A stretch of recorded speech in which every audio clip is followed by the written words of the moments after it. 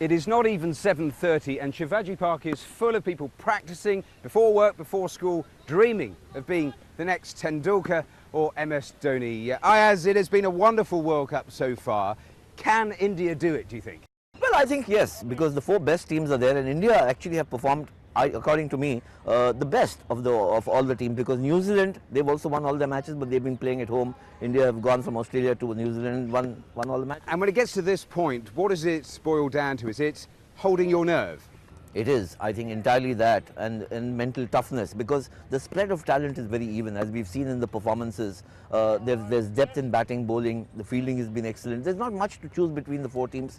It's going to be whoever holds the nerve. And it's interesting, isn't it, because a cricket-mad country, so that's pressure heaped on the players, but India have multiple match winners. It's not just one or two players with it all pounding down on them, is it? And that's an advantage. It is, and the biggest surprise has been how the Indian bowlers and fielders have responded, because when the tournament began, everybody thought that bowling was India's big weakness and they might actually get knocked out earlier because of the bowling. The batting is very strong. But India have bowled out 7 teams in a row. I know 70 wickets is astonishing. Now look, purists will say this is not test cricket, it is just a slogfest. What do you say to that? Well, it is not test cricket. I think the purists perhaps are all living still in England.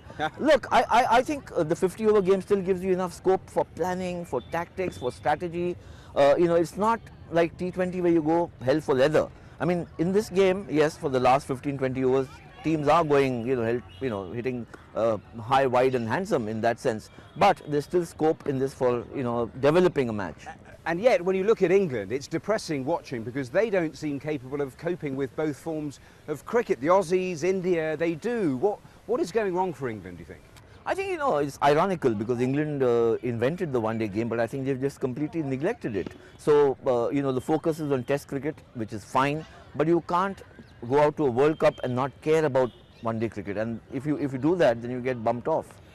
And Aussies in home turf, pre-tournament favourites. India, 7 wins out of 7, 70 wickets. I mean, what is this? How are you going to separate these two sides, do you think?